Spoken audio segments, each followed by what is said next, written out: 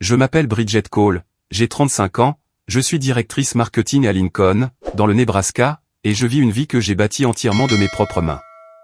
Ce jour-là, pendant une réunion matinale tendue au travail, mon téléphone a vibré sur la table, brisant ma concentration. Un texto de ma sœur a illuminé l'écran, « Envoie-moi $2000 pour le bal de promo ». Je me suis figé, la mâchoire crispée. $2000 pour une robe et une seule soirée de fête. J'ai répondu, gagne-les toi-même. Quelques minutes plus tard, la réponse de mes parents est tombée comme une gifle, paix ou sort de cette famille. Mon cœur battait à tout rompre. Pendant des années, je leur avais envoyé de l'argent, croyant que c'était uniquement pour des urgences ou des besoins pressants. Mais cette fois, c'était une exigence, financer le bal de promo de ma sœur, ou être renié. La colère m'a envahi, mêlée à quelque chose de plus vif, la douloureuse prise de conscience qu'ils profitaient peut-être de moi depuis bien plus longtemps que je n'avais jamais voulu l'admettre. Cette nuit-là, après des heures à faire les 100 pas et à ressasser leurs paroles dans ma tête, j'ai pris une décision. Mes doigts ont hésité, puis ont appuyé, annulé, annulé, annulé tout. Le lendemain matin, à 8h30, mon monde entier avait basculé. Et peu de temps après, j'ai découvert une vérité si choquante que vous n'allez pas y croire. Si vous avez déjà été confronté à une telle pression familiale, partagez votre expérience dans les commentaires. J'adorerais savoir comment vous avez géré la situation. Et restez à l'écoute, car d'autres histoires réelles comme la mienne arrivent bientôt. Pour comprendre pourquoi le texto de ma sœur m'a choqué, vous devez connaître ma famille. J'ai bâti ma vie à partir de rien. Pas d'aide, pas de raccourci. En grandissant, j'ai appris très tôt que le travail acharné était ma seule issue. Mes parents ne l'ont jamais vu de cette façon. Ma mère et mon père ont tout investi dans ma sœur, leur enfant chéri, la Benjamine de la famille. J'avais 17 ans quand elle est née, je me débrouillais déjà seul, cumulant des petits boulots pendant qu'il cédait à tous ses caprices. Ma mère, toujours celle qui prenait les décisions, et mon père, son discret soutien, vivaient au-dessus de leurs moyens. Ils achetaient à ma sœur des vêtements de marque, organisaient des fêtes d'anniversaire somptueuses, et finançaient même ses week-ends entre amis, malgré leurs finances chancelantes. Leur maison dans la banlieue de Lincoln était un gouffre financier constant, nécessitant toujours des réparations qu'ils ne pouvaient pas se permettre. Pendant ce temps, je travaillais d'arrache-pied à l'université, jonglant avec 2 emplois, déterminé à m'en sortir seul. À 25 ans, j'ai décroché mon premier poste en marketing. À 30 ans, je dirigeais des campagnes pour de grands clients, vivant confortablement seul, sans aucune attache. Mes parents, eux, me voyaient comme leur filet de sécurité. Il y a 4 ans, j'ai ouvert un compte familial commun pour les aider à payer les factures, les charges, les courses, les produits de première nécessité. Je pensais faire ce qu'il fallait, soulager leur stress. J'étais trop occupé pour le surveiller de près, supposant qu'il l'utiliserait de manière responsable. Ma sœur, cependant, a grandi en s'attendant à tout recevoir sur un plateau d'argent. À 18 ans, elle est accro au luxe, robe à $500, dîner à $200, et j'en passe. Mes parents l'encourageaient, vidant leurs économies pour la garder heureuse. Je n'avais pas réalisé à quel point c'était profond jusqu'à maintenant. Je me suis toujours senti comme l'étrangère, celle qui devait faire ses preuves, tandis que ma sœur avait un laissez-passer. Ma mère disait, elle est jeune. Laisse-la profiter de la vie. Mon père se contentait de hocher la tête. J'ai gardé la tête basse, j'ai construit ma carrière et j'ai envoyé de l'argent quand il le demandait. Mais ce compte que j'ai ouvert, c'était ma plus grande erreur. Je leur ai fait confiance, je pensais qu'ils en avaient besoin pour les nécessités. Avec le recul, je vois les signes, de nouveaux bijoux sur ma sœur, les excuses vagues de ma mère à propos de dépenses imprévues. J'aurais dû poser des questions plus tôt. Toute ma vie, j'ai été la personne responsable, celle qui réparait leurs erreurs. Pourtant, c'est contre moi qu'ils se retournent quand je dis non. En grandissant, j'entendais la voix de ma mère, sèche et dédaigneuse, chaque fois que je demandais de l'aide. Débrouille-toi, Bridget. Mais pour ma sœur, il laissait tout tomber. Je me souviens de son 10e anniversaire, $2000 pour une fête sur le thème des princesses, pendant que je travaillais les week-ends pour payer mes manuels scolaires. Mon père a dit un jour, c'est notre 2e chance de bien faire les choses. Ça m'a blessé, mais je l'ai ravalé, et j'ai continué à avancer. Les exigences de ma sœur devenaient de plus en plus audacieuses chaque année, nouveaux téléphones, billets de concert, virées shopping. Mes parents ne sourcillaient jamais, même lorsque leur compte en banque était dans le rouge. Je pensais aider en ouvrant ce compte, mais j'étais aveugle à la façon dont ils l'utilisaient. J'ai passé des années à prouver que je n'avais pas besoin d'eux, à construire une vie dont je suis fier. Ma sœur, elle, n'a jamais eu à lever le petit doigt. Mes parents s'en sont assurés, peu importe le coût. Et moi? C'est moi qu'ils s'attendent à voir payer la note. Ce jour-là, j'étais au travail quand mon téléphone s'est mis à vibrer sans arrêt. Le texto de ma sœur s'affichait sur l'écran, « J'ai besoin de 2000 $ pour le bal de promo. Envoie-les maintenant. » Mon sang n'a fait qu'un tour. 2000 $ pour une soirée de lycée, pour une robe qu'elle ne porterait qu'une fois et une limousine pour se pavaner. J'ai répondu, les doigts tremblants d'irritation, pas question. Trouve un travail et gagne-les toi-même. J'ai appuyé sur envoyer, m'attendant à ce qu'elle boude, peut-être qu'elle envoie une réponse plaintive. Au lieu de cela, mon téléphone a sonné quelques secondes plus tard. Sa voix était stridente, pleine d'arrogance. Tu es si égoïste, Bridget. C'est juste le bal de promo. Pourquoi ne peux-tu pas m'aider? J'ai serré le téléphone plus fort, me forçant à rester calme. Tu as 18 ans, ai-je dit. Beaucoup de jeunes travaillent à temps partiel pour leur bal de promo. Essaie. Elle a ricané, son ton venimeux. Tu ne comprends pas. Je le mérite. Avant que je puisse répondre, elle a raccroché, me laissant face à un écran vide, l'estomac noué. Le mériter? Depuis quand méritait-elle mon argent? J'ai essayé de me concentrer sur mon travail, mais mon esprit ne cessait de ressasser ses paroles. J'avais passé des années à prouver que je pouvais me débrouiller seul, pendant qu'on lui donnait tout. L'injustice me piquait, un rappel cinglant de toutes les fois où mes parents l'avaient choisi au lieu de moi. Je me suis souvenu d'avoir supplié pour 50 $ pour un voyage scolaire à 16 ans, pour entendre ma mère me lancer, nous n'en avons pas les moyens. Pourtant, ma sœur obtenait 200 $ pour des billets de concert sans sourciller. Vers midi, j'ai de nouveau entendu sa voix, cette fois à travers un message vocal qu'elle n'avait pas l'intention d'envoyer. Maman, papa, Bridget est insupportable, se plaignait-elle. Dites-lui de payer. Je me suis figé, l'imaginant arpenter leur salon de banlieue, jouant la victime comme toujours. Quelques minutes plus tard, le texto de ma mère m'a frappé comme une lame, paie le bal de promo de ta sœur ou ne te considère plus comme faisant partie de cette famille. Le message de mon père a suivi, court et glacial, fais ce qu'il faut, Bridget. Mes mains tremblaient en le relisant. Ce qu'il faut? Je leur avais envoyé des milliers de dollars au fil des ans, 1000 $ pour leur hypothèque, 2000 $ pour des urgences, d'innombrables petites sommes pour couvrir leurs factures. Et maintenant, ils me menaçaient de me renier pour une robe de bal. Ma poitrine s'est serrée, un mélange de colère et de trahison. Il ne s'agissait pas seulement du bal de promo. Quelque chose n'allait pas, et je le sentais au plus profond de moi. J'ai rappelé ma sœur, espérant des éclaircissements. Pourquoi est-ce si important, ai-je demandé, ma voix stable malgré la rage qui bouillonnait en moi. Demande à maman et papa, a-t-elle rétorqué. Ils ont dit que tu paierais. C'est mon droit. Son droit. J'ai failli rire de l'absurdité. Tu n'as aucun droit sur mon argent, ai-je dit. Grandi, a-t-elle crié. Tu gâches tout, et elle a de nouveau raccroché. Je suis resté là, le cœur battant à tout rompre, rejouant chaque appel, chaque excuse vague que ma mère me donnait quand j'envoyais de l'argent. Nous avons des difficultés, Bridget, disait-elle, sa voix toujours trop rapide, trop répétée. Les rares appels de mon père se terminaient toujours de la même manière, peux-tu nous aider? Je n'avais jamais remis cela en question, trop occupé par le travail, trop confiante en ma famille. L'après-midi, j'arpentais mon bureau, ignorant mes emails, mes pensées tourbillonnant. L'arrogance de ma sœur n'était pas nouvelle, mais cette demande semblait différente, plus audacieuse, presque planifiée.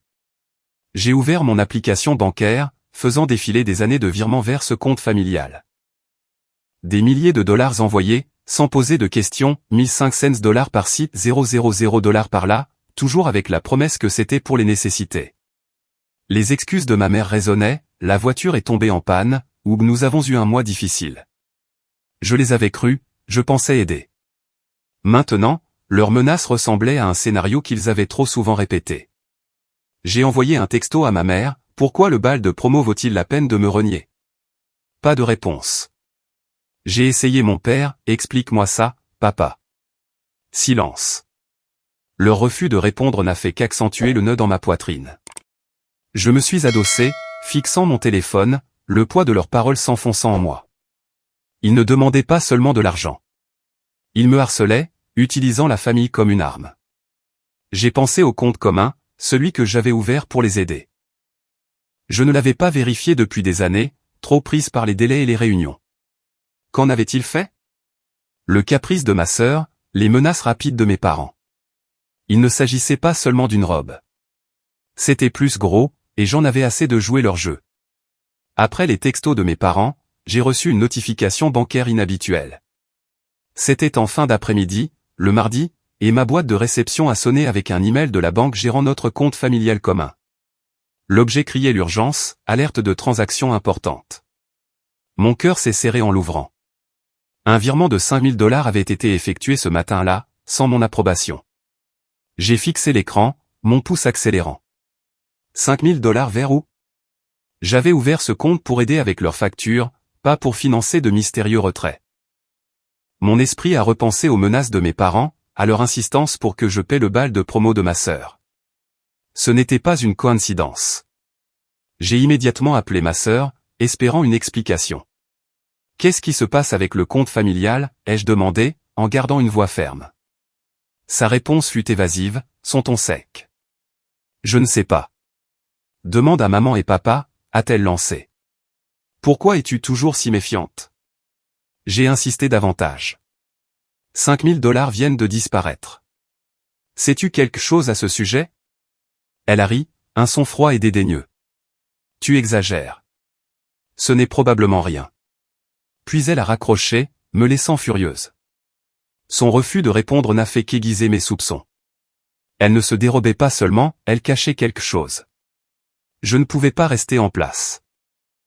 J'avais besoin de réponses, et je savais que je ne pouvais pas faire confiance à ma famille pour me les donner. C'est alors que j'ai contacté Hélène Ward, mon amie et avocate qui travaillait au bout du couloir dans mon agence de marketing.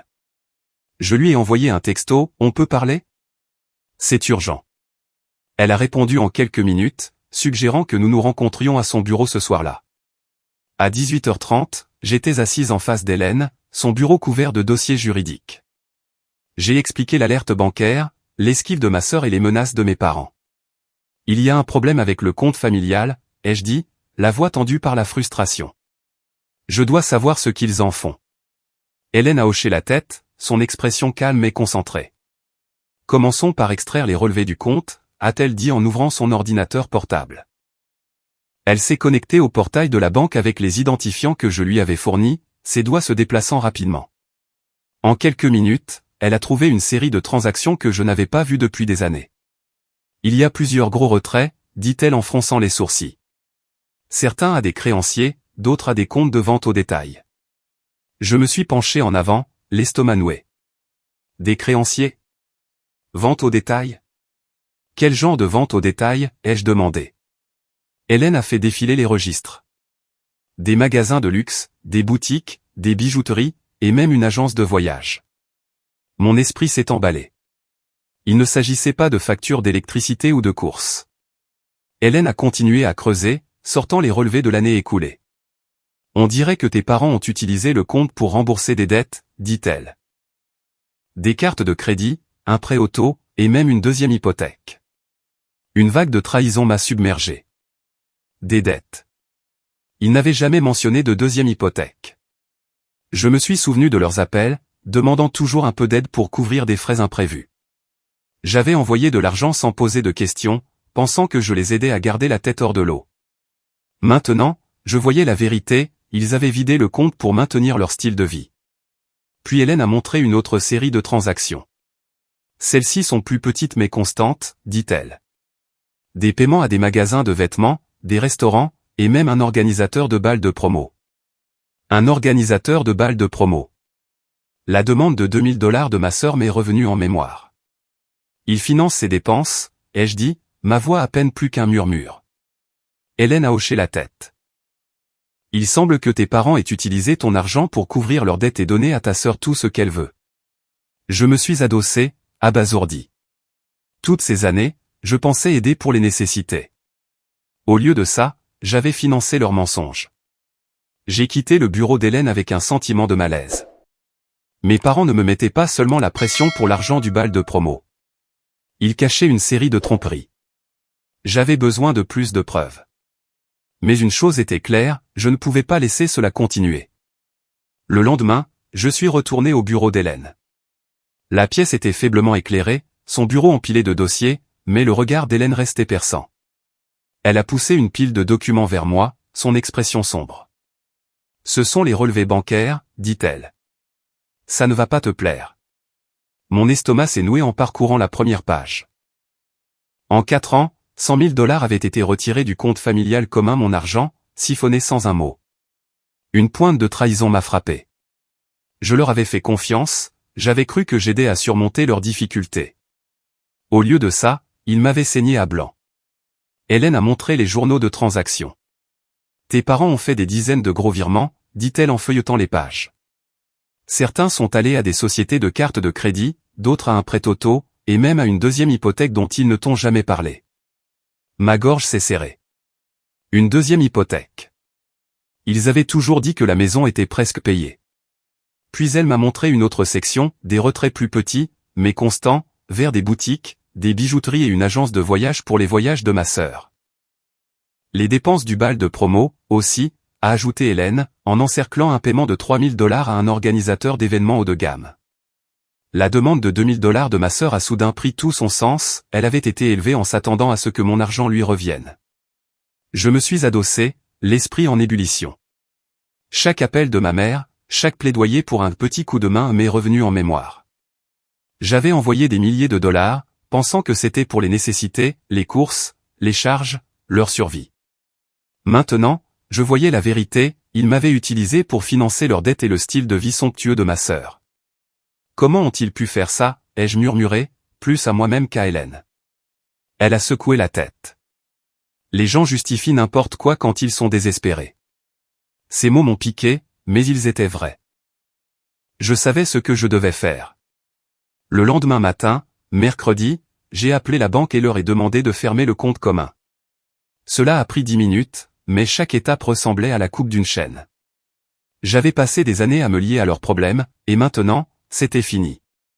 Le compte gelé, j'ai rédigé un email à mes parents et à ma sœur, le gardant court et froid, le compte commun est fermé.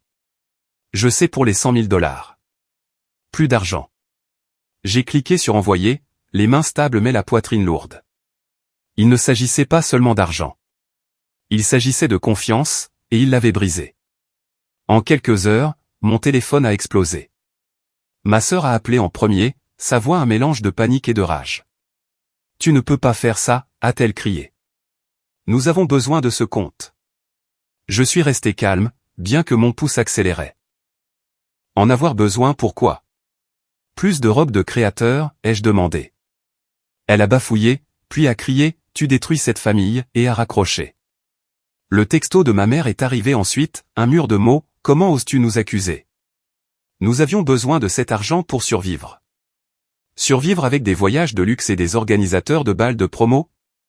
Le message de mon père était plus court, mais non moins désespéré, « Bridget, pense à ce que tu nous fais. » Je n'ai pas répondu. Leurs excuses sonnaient creux. J'ai appelé Hélène pour la mettre au courant. Il panique, ai-je dit, ma voix tremblant d'un mélange de colère et de soulagement. Elle n'a pas été surprise. Ils ont peur parce que leur filet de sécurité a disparu, a-t-elle dit. Tu as bien fait. Je n'en étais pas si sûr. Fermer le compte ressemblait à une libération, mais aussi à la perte de la famille que j'avais passé des années à essayer de maintenir unie. Leurs mensonges avaient tout changé, et je ne savais pas ce qui allait suivre. Une semaine plus tard, j'ai conduit jusqu'à la maison de mes parents, dans la banlieue de Lincoln. Mes mains serraient le volant, un dossier de documents bancaires posé à côté de moi. Le poids de ce que j'allais faire pesait sur ma poitrine. J'avais passé des jours à me préparer, à rejouer les découvertes d'Hélène, 100 000 $ vidés du compte commun en 4 ans, faisant partie d'un désordre plus vaste. 500 000 $ de dettes que mes parents avaient accumulées. Aujourd'hui, j'allais les affronter et tout mettre à plat. Fini les mensonges.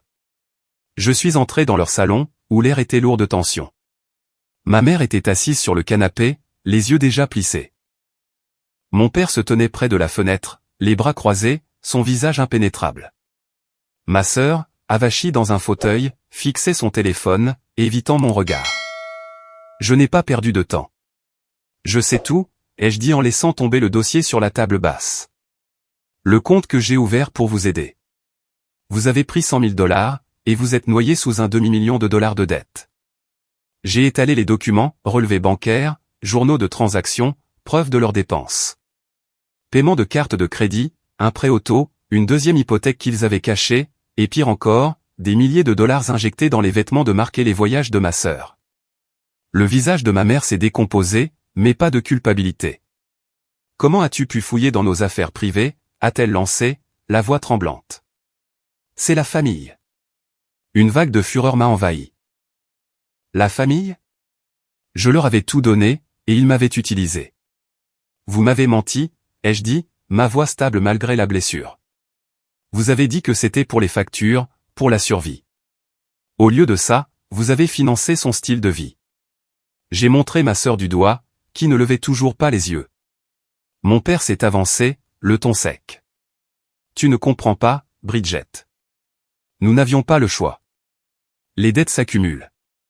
Tu étais censé nous aider. Je l'ai regardé, abasourdi. Censé aider? J'ai envoyé des milliers de dollars chaque année, ai-je dit. Et vous les avez gaspillés dans des choses que vous ne pouviez pas vous permettre. Ma mère est intervenue, les larmes coulant maintenant. Tu es si égoïste. Nous avons fait ça pour elle, pour l'avenir de ta sœur. J'ai jeté un coup d'œil à ma sœur, attendant une défense, une excuse. Elle est restée silencieuse, son visage vide, laissant nos parents se battre à sa place. Ce silence m'a blessé plus profondément que leurs paroles. Elle n'était pas seulement complice, elle se sentait en droit de tout avoir. La voix de mon père s'est faite plus forte. Tu ne peux pas nous abandonner, dit-il, les yeux flamboyants. Nous sommes ta famille. Tu nous dois ça. Leur devoir ça? L'audace m'a brûlé la gorge. Je ne vous dois rien, ai-je dit, ma voix s'élevant. J'ai fermé le compte. Plus d'argent. Vous êtes seul maintenant. Ma mère a eu un hoquet, se tenant la poitrine comme si je l'avais frappée. Tu nous abandonnes, a-t-elle pleuré. Ma sœur a finalement levé les yeux, ses yeux brillants de panique, mais elle n'a rien dit. J'ai soutenu leur regard, refusant de reculer. C'est vous qui m'avez abandonné en premier, ai-je dit. Vous avez abusé de ma confiance, de mes économies, pendant des années. La pièce a éclaté. Ma mère a crié à la loyauté, mon père m'a accusé de trahison, et ma sœur est restée là, muette, comme si rien de tout cela n'était de sa faute. J'ai rassemblé les documents, mes mains tremblant de rage et de soulagement. C'est fini, ai-je dit en me dirigeant vers la porte. Leurs voix m'ont suivi, un cœur de colère et de désespoir, mais je ne me suis pas retourné. Je leur avais donné une chance de s'expliquer, et tout ce que j'ai eu, c'est du blâme. C'était la fin de leur emprise sur moi. Après la réunion, je suis rentré chez moi et j'ai pris ma décision finale. Le poids de la trahison de ma famille était lourd, mais je savais ce que je devais faire. J'avais déjà fermé le compte commun, mais ce n'était pas suffisant. J'ai ouvert mon téléphone, bloqué les numéros de mes parents et filtré leurs emails vers les spams. Le numéro de ma sœur a suivi. Chaque pression sur l'écran ressemblait à la rupture d'un fil auquel j'avais passé des années à m'attacher. Ça faisait mal, mais ça apportait aussi une force tranquille. J'en avais fini d'être leur béquille financière. Des mois ont passé, et la nouvelle m'est parvenue par une cousine éloignée. Mes parents avaient déclaré faillite. Les 500 000 $ de dette carte de crédit, prêt, cette deuxième hypothèque cachée les avait écrasés. Leur maison dans la banlieue de Lincoln, celle qu'ils avaient juré être presque payée, avait disparu.